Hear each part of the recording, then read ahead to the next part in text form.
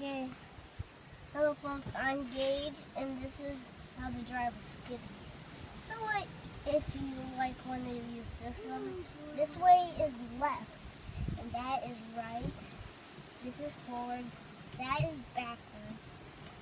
This raises the arm down, this raises the arm up, this dumps the bucket, and this tips up the bucket, and if this right here does the AC. AC? You got air conditioning?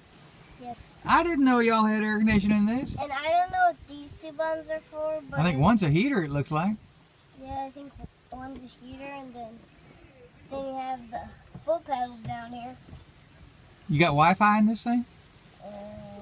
Nope. No Wi-Fi? Okay. But this right here helps you get it out. That's the door lock? Yes. Got a And windshield then- wiper? Yes.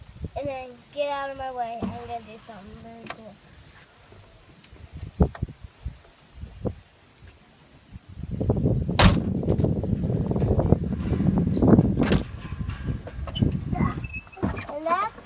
And then the windows that slide. Okay. Better close it because it's starting to rain. And, well, Is that the whole show? yeah. Oh, this thing right here is a camera. A camera? Backup camera. Backup camera?